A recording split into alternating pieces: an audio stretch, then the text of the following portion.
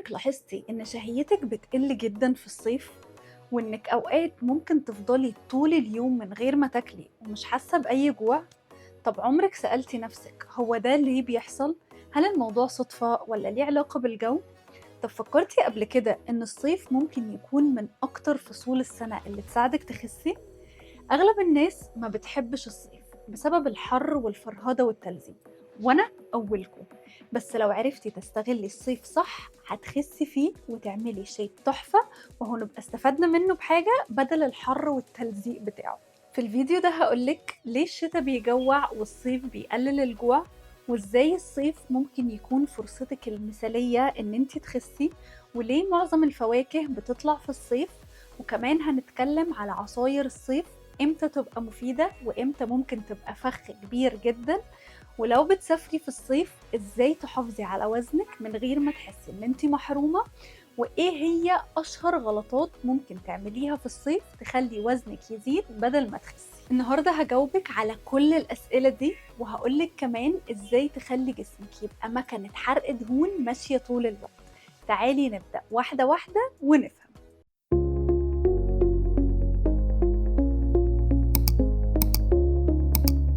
هلو، للي أول مرة بيشوفني أنا آية بلال، أخصائية تغذية علاجية. في دراسات كتير أثبتت إن درجة الحرارة ليها تأثير مباشر على شهيتنا.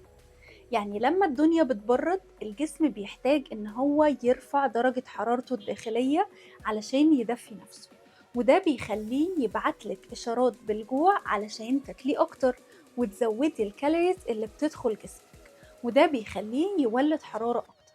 علشان كده في الشتاء دايما بنجوع بسرعة، وبتلاقي انك بتفكري في الاكل تقريبا كل شوية. شوربة سخنة، مكرونة بالبشاميل، كيكة، شوكولاتة، كل الحاجات اللي بتتخن دي. بس في الصيف بقى الجو اصلا حر، وجسمك مش محتاج يدفي نفسه، وبالتالي الاشارات اللي بتخليكي تجوعي بتقل جدا. وده معناه ان جسمك طبيعي يبقى مش محتاج اكل كتير. فلو عرفتي تتحكمي شوية في اختياراتك هتخسي بكل سهولة. الصيف مش بس بيقلل شهيتك، ده كمان بيخلي جسمك يحرق دهون أكتر من غير مجهود كبير. أيوة، وده لأن الجسم لما بيبقى في درجة حرارة عالية بيحتاج يشتغل علشان يبرد نفسه، وده بيستهلك طاقة. يعني جسمك بيحرق وانتي سايبة نفسك خالص في الحر، وبيساعدك من غير ما تحسي. وغير كده كمان في الصيف احنا بنبقى نشيطين اكتر، بنخرج اكتر وبنتمشى اكتر وكمان بنعرق اكتر.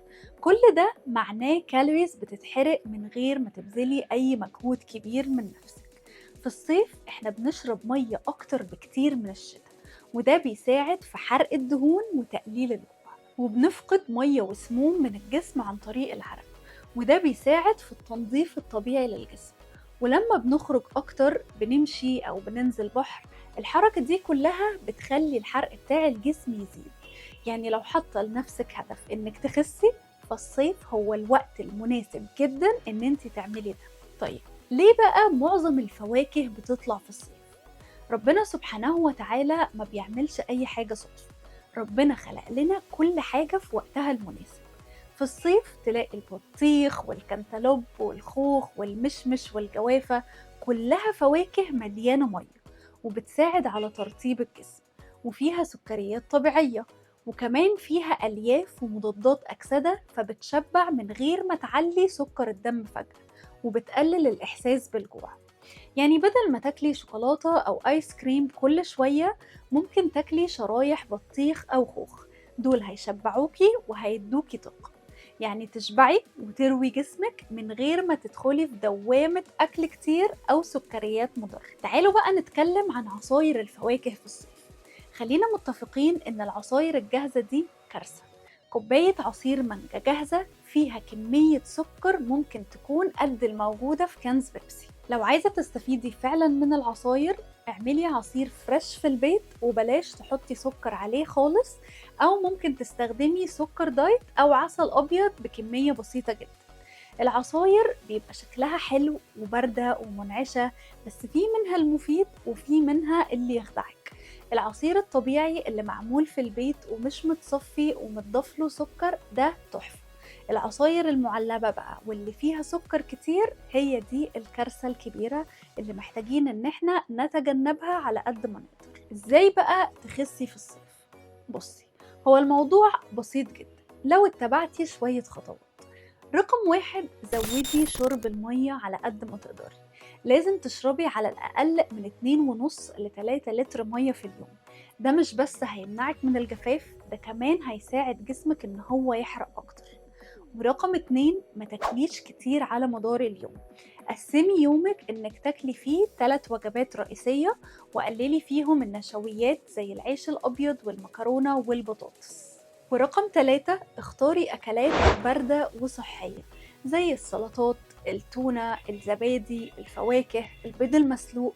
كل الحاجات دي بتدي طاقة حلوة جدا للجسم وبتبقى مشبعة. وحاولي ان انتي تكتري من الفواكه والخضار على قد ما تقدري.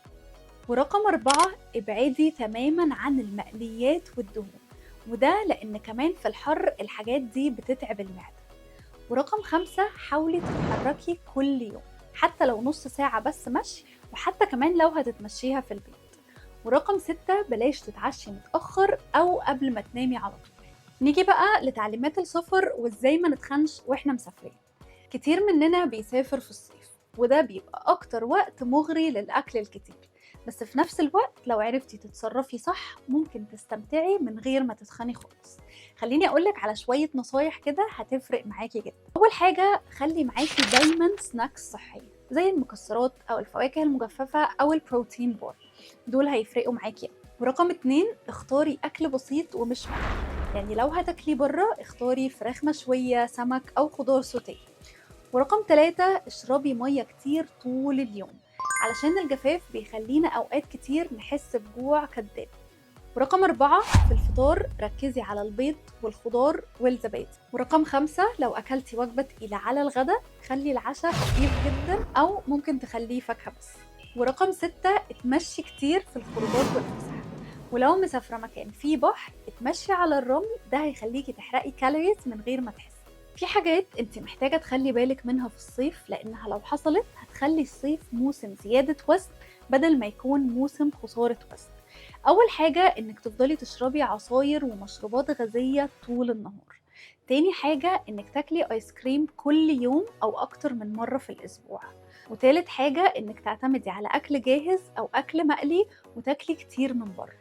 ورابع حاجة إنك تقعدي طول الوقت في التكييف من غير أي حركة خالص. وخامس حاجة إنك تنامي بالنهار وتصحي بالليل وتفضلي تاكلي في سناكس ومقرمشات. لو بعدتي عن الحاجات دي واستغليتي الجو الحر، الصيف هيكون بداية لجسم جديد ومختلف تماما. الصيف ممكن يبقى نقطة انطلاقة ليكي، جسمك مستعد يساعدك، الجو نفسه بيقلل من شهيتك والفواكه موجودة والحركة سهلة. استغلي الصيف صح وهتشوفي جسمك بيتغير قدام عينيكي. وفي الآخر حابة أقولك إن جسمك بيحب البساطة. كل ما تقربي من الأكل الطبيعي وتشربي مية وتتحركي شوية، جسمك هيستجيب وهيديكي أفضل نسخة منه. جربي تنفذي الخطوات دي في الصيف وشوفي الفرق الرهيب اللي هيحصلك وإزاي هتقدري توصلي لهدفك.